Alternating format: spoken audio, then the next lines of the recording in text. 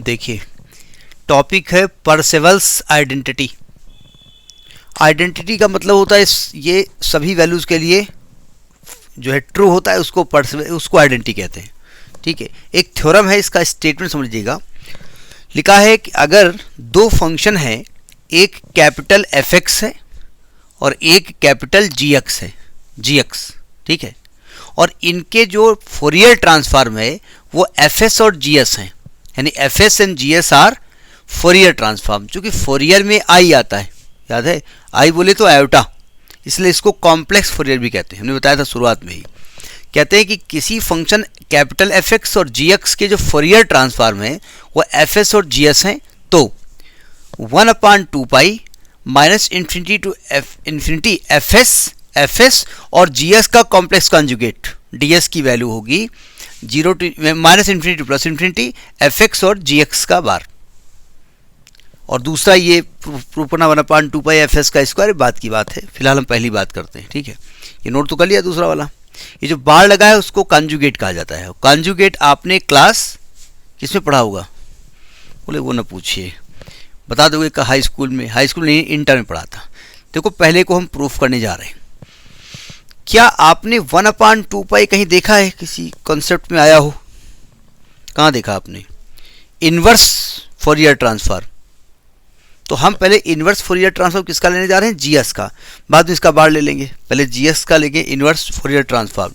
तो लिखेंगे the inverse Fourier transform, the inverse Fourier transform of GX. बताइए, inverse Fourier transform of GX को किससे इंडिकेट करते हैं? जीएक्स से इंडिकेट करते हैं। पक्का? कैसे? बोले ये पता है ना भाई। देखिए, जीएक्स का जब फोरियर ट्रांसफॉर्म लेंगे तो यहां पर जीएस आ जाएगा, नहीं समझे? और जब इसका इनवर्स लेंगे तो ये हटेगा और इनवर्स इधर आ जाएगा, तो ये आपका जीएक्स हो जाएगा। ठीक है, तो inverse Fourier transform of GX को किससे इंडिकेट करेंगे? जीएक्स से। इसकी वैल्यू क्या होती है? 1/2 integral minus infinity to plus infinity E to power plus I S X होता है ना, याद है ना? Plus I S X into G S का बार। डी एस लिखेंगे, किसके रेस्पेक्ट में करेंगे इसको? डी एस के रेस्पेक्ट में इसको इंटीग्रेट किया जाता है। ये हम inverse transform of G X जानते हैं। ठीक है, सही कह रहा हूं मैं? यहां बार होता है? नहीं होता है तो क्या लगा दिया आपने? जब इसका बार करेंगे तो इसका बार करेंगे, जब इसका कंजुगेट करेंगे इसका कंजुगेट करेंगे, तो यहाँ बार नहीं होता है ना। बोले आपने लगा दिया, हमने लगा दें। नहीं, हमें इससे कहा मतलब, हम ये फॉर्मूला बताइए, ये इनवर्स, ये तो ये नहीं होता ना, नहीं होता है। और हमको किस चीज़ की रिक्वायरमेंट है? जी बार एक्स चाहिए। तो अब इसका कंजुगेट ले लो, तो लिखेंगे taking the complex conjugate, taking complex conjugate of both the side, conjugate of both the sides। तो कॉम्प्लेक्स कंजुगेट में क्या हो जाने वाला है? जहां भी आई वाला कंसेप्ट है वो उसमें बार लग जाएगा। तो यहां तो कुछ आई दिख नहीं रहा है, तो यहां तो ऐसे लिख देंगे हम जी एक्स का बार इज इक्वल टू, यहां 1/2 से मतलब नहीं है, इंटीग्रल माइनस इन्फिनिटी से प्लस इन्फिनिटी से कोई मतलब नहीं है। यहाँ देखिए, ये आई वाला है ना फंक्शन, क्या हो जाएगा? E to power minus I S X into, यहाँ पर बार लग जाएगा जी एस का बार डी एस, यही तो आएगा। ठीक है, ये जो लिमिट है किसकी है? ये जो माइनस इन्फिनिटी से प्लस इन्फिनिटी लिमिट है किसकी है? ये लिमिट ऊपर वाले की है। यहाँ की बात करो ना, किसकी लिमिट है? ये लिमिट किसकी लिखी हुई है? एस की लिमिट लिखी हुई है। ठीक है, अब देखो आपको जरूरत किस चीज़ की है? आपको ये चीज़ चाहिए, है ना? अब यहाँ जी बार एक्स का मान रख दो उठा करके, नहीं समझे? आपको ये रिजल्ट चाहिए, ये रिजल्ट ये आना चाहिए, तो हम यहाँ पर जी बार एक्स की वैल्यू रखे दे रहे हैं। ठीक है, अब इसका आर एच एस लेते हैं, रब कर दें इसको, हम रब करते हैं। पर अब इसमें डिजिटल बोर्ड हो तो सब क्या बताएं, महंगा बहुत आता है। नाउ देखो ध्यान से, अब आपको चाहिए integral minus infinity to plus infinity capital F x है इंटू जी एक्स का बार डी एक्स बराबर, देखो ध्यान से, ये जो इंटीग्रल है वो किसका है, डी एक्स का। ये लिमिट किसकी है, एक्स की लिमिट है। माइनस इन्फिनिटी से प्लस इन्फिनिटी एफ एक्स और जी बार एक्स के क्या रखेंगे, ये रखेंगे 1/2 इंटीग्रल माइनस इन्फिनिटी से plus infinity E to power minus I S X G bar X G S bar और बाहर डी एक्स। यानी ये जो लिमिट है वो x की लिमिट है और ये लिमिट है जो s की लिमिट है। ठीक है, पहुंचे यहां तक। यानी यहां डबल इंटीग्रेशन आ रहा है। अभी अपने आप प्रूफ होके जो आना होगा आएगा, हमको नहीं मालूम क्या आएगा।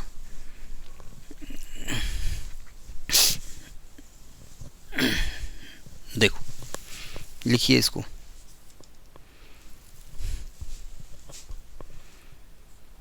हो गया। अब मैं ऐसा करता हूं, इसमें x वाले फंक्शन एक साथ लिख देता हूं। पहले x का लिमिट करेंगे, 1/2 बाहर हो जाएगा। इंटीग्रल ये s की लिमिट इधर लिखा रहने दो, माइनस इन्फिनिटी से प्लस इन्फिनिटी। वो ये लिखो चाहे ये लिखो, लिमिट सेम है। ठीक है, और s का फंक्शन अलग कर दो। s का फंक्शन क्या है, जी एस बार। और यहां पर इंटीग्रल जो आप करोगे, यहां पर x के फंक्शन लिखो, F X into E to power minus I S X G x.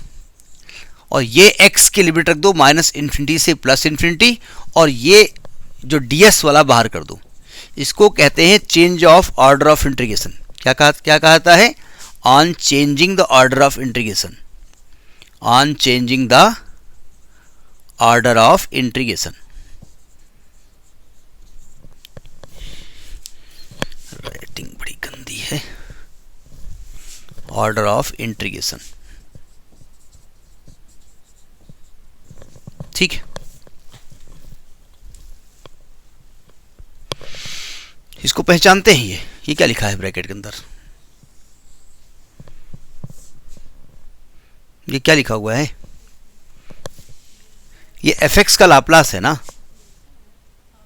अरे इसको पहले करो, इसको बाद में क्या फर्क पड़ता है। ये एफ एक्स का लाप्लास है ना, एफ एक्स के लाप्लास को एफ एस कहते हैं ना, ये लाप्लास कहते हैं, फोरियर।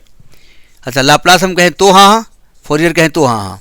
यानी ये एस की लिमिट है माइनस इन्फिनिटी से प्लस इन्फिनिटी जी एस बार। ये जो चीज लिखी है वो लिखी है Fourier transform of F x, ये मैं कह रहा हूं ना। और ये डी एस बार कर दिया, ये एफ एस लिखा हुआ है ना, तो ये आ गया आपका 1/2 इंटीग्रल माइनस इन्फिनिटी से प्लस इन्फिनिटी। इसको लिखेंगे F S into G S bar into D S. क्या करना था, प्रूफ ये करना था ना, प्रूफ। हेंस प्रूफ्ड, हो गया प्रूफ।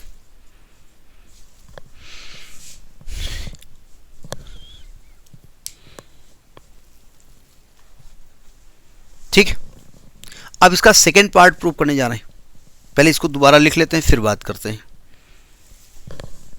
इसको नोट कर लिया ना, इसको मैं यहां लिख लेता हूं जो रिजल्ट हमारा आया है। यानी ये पहला रिजल्ट हमारा प्रूफ हो गया। क्या आया है result, is equal to 1/2 integral minus infinity से plus infinity F S into G S bar D S. ये प्रूफ हो गया। अब सेकेंड पार्ट प्रूव करने हम जा रहे हैं। क्या था सेकेंड पार्ट, सेकेंड पार्ट क्या था, 1/2 यहां लिखा हुआ है 1/2। ठीक है, इंटीग्रल माइनस इन्फिनिटी से plus infinity F S mod का whole square D S is equal to minus infinity से plus infinity capital F X mod का होल स्क्वायर डी एक्स। ये प्रूफ करना है।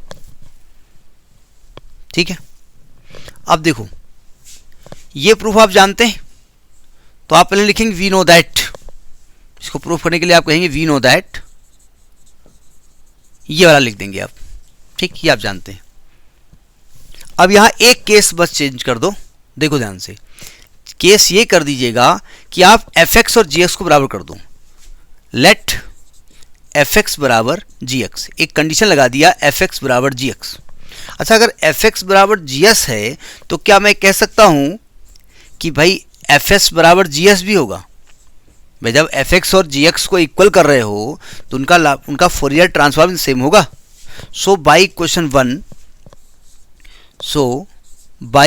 1 जरा fx की जगह gx या gx को fx कर दो, gx को fx की तरह। सो ध्यान से यह आएगा माइनस इन्फिनिटी से प्लस इन्फिनिटी fx, आप gx को fx बोल रहे हो ना, यहाँ तो g बार x है, तो क्या g बार x को आप fx का बार नहीं बोल सकते हो, dx कह सकते हो ना। 1/2 पाई इंटीग्रल माइनस इन्फिनिटी से प्लस इन्फिनिटी, ये fs है, ठीक है, तो ये क्या आपका fs बार नहीं हो जाएगा, ds। अब ये बताइए, किसी फंक्शन को उसके कंजुगेट से मल्टीप्लाई करते हैं तो क्या मिलता है? किसी फंक्शन को, कॉम्प्लेक्स नंबर की बात हो रही, कॉम्प्लेक्स फंक्शन को उसके कंजुगेट से मल्टीप्लाई करते हैं तो क्या मिलता है? बोले एक रिजल्ट मिलता है, जो हमने पहले पढ़ा था रिजल्ट। सुनो ध्यान से, अगर कोई कॉम्प्लेक्स नंबर है a प्लस आई बी, ठीक है, और इसका कंजुगेट क्या होगा, a माइनस आई बी, अगर मैं z का मल्टीप्लाई कंजुगेट से कर देता हूं तो क्या ये a square plus B square नहीं आ जाएगा, यानी मॉड z का होल स्क्वायर आ जाएगा। तो हम जानते हैं किसी फंक्शन को अगर उससे कंजुगेट से मल्टीप्लाई कर दिया जाए तो उसी का मॉड का स्क्वायर हो जाता है।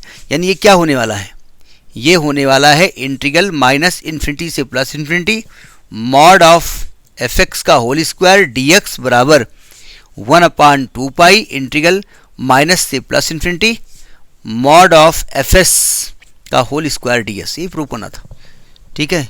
ये आपका पार्सेवल्स आइडेंटिटी कहलाती है फोरियर ट्रांसफॉर्म में, और इसको हम रेलेस थ्योरम भी कहते हैं या इसको प्लेंचरल्स थ्योरम कहते हैं। हो सकता है प्रोनाउंसिएशन थोड़ा आगे पीछे हो सकता है, लोग नाम बड़ा अजीब रखते थे, ठीक है, तो इसलिए हो सकता है ये, ठीक, करिए इसको।